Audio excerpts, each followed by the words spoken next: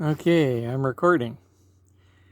I'm trying something new. I'm putting it on my phone and then I'm going to upload it to YouTube.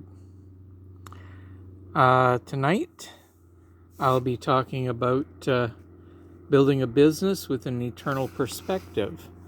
And I'll be talking about shirking responsibility. The I see it all too often. And the question I have for myself is, how many times have I been guilty of saying, I know I should, but? Well, I am now 68 years old, and from time to time, I feel like letting someone else do the job I know I can and should be doing. Especially when my back decides to bother me, as it did today. As I thought about it and other things today, I was reminded of a story in the library called the Bible. It is about David, the king of Israel, and Bathsheba. Christians in their Bibles call her Bathsheba. Her name, literally translated, means daughter number 7. Well, the story in brief goes like this. David the king sees Bathsheba, who is the wife of Uriah the Hittite, having a bath on the roof of her house, which is near David the king's palace. It may have been a ceremonial cleansing, for in the library's book called 2 Samuel in chapter 11, it says in sentence or verse 4, and he lay with her, for she was cleansed from her impurity. And he lay with her means he had sex with her, talking about Uriah the Hittite's wife. And remember, David already had a few wives, I think a half dozen at least. The question, though, that came to my mind was this: why did all of this occur?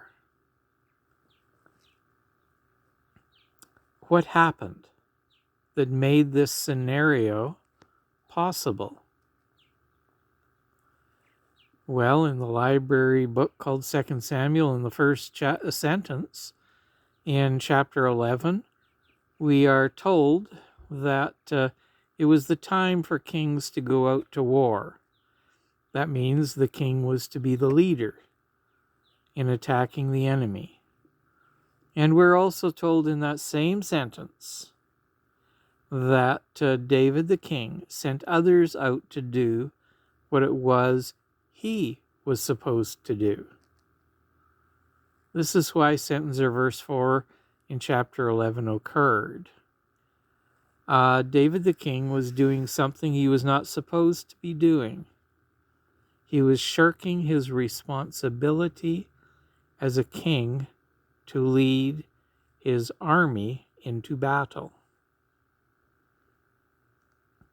This allowed the sexual temptation called lust to occur, and David the king fell prey to it. So we can condemn David for his actions, or we can praise the one true God, Yahweh, for Bathsheba's son Solomon becoming the next king, and Bathsheba being in the genealogy of the Messiah, Yeshua, or we can do both. But what I was reminded of today was that I needed to review how many times I have been tempted because I was not in the place of responsibility that Yahweh wanted me to be in.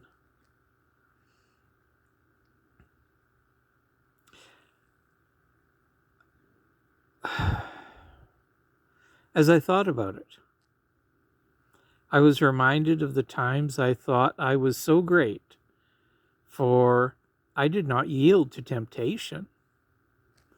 Wow, good! I am so good. Look at that. But today, especially, I realize that I, through shirking my responsibilities, placed myself in temptation's way many times. And it was merely Yahweh's mercy that I did not fall into sin, even in my thought life. Well, because I was so proud of the fact that I hadn't sinned, that pride actually was in my thought life. That pride is called sin. And as I was getting ready to talk tonight, I felt very strongly that I should share this with you. And I felt this because I feel that someone out there on the internet is needing to hear this scenario I have went through today. Well, you may think this talk is very strange, but ask yourself if you have ever been adopted into Yahweh's family. If you have not, I have been talking about something that you may want or need, but do not know how to acquire, which is the mindset of being able to not do wrong. Yahweh, that one true God who created everybody and everything, will work with you to develop this way of thinking if you're adopted into his family. Just like me, this does not mean you will be totally free from doing wrong.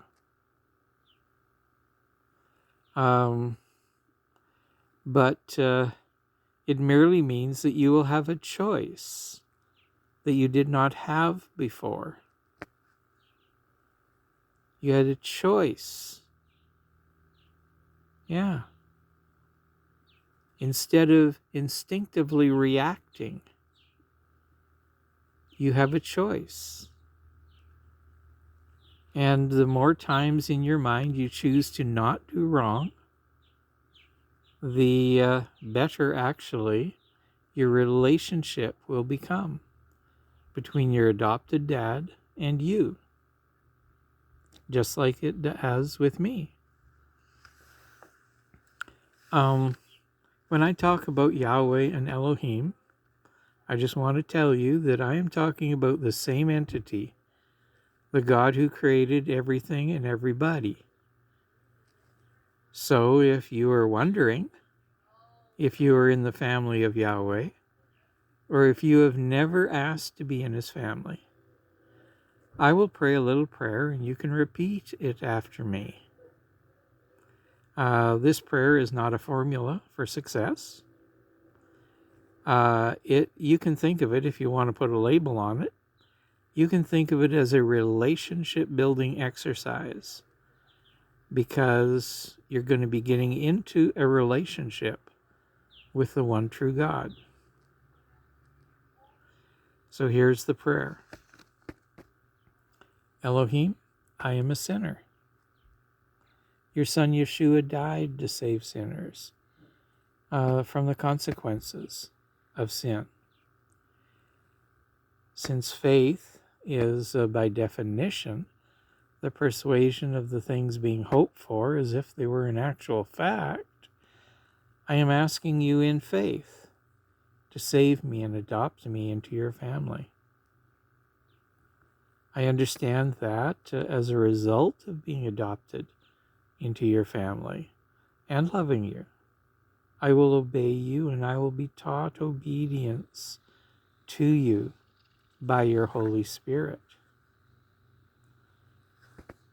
Thank you for saving me and adopting me into your family.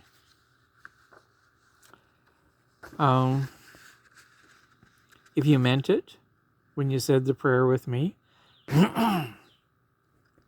I am now your brother. Welcome to the family of Elohim. were both adopted into the family. Well, if you want to know some of the things that I've talked about in the recent past, you can check out the PDF files of my talks. This is the first one on YouTube. So in the future, you can listen to more. I post one a week, usually on a Thursday evening. So have a great day and a wonderful eternity. And enjoy your relationship with Yahweh. Bye.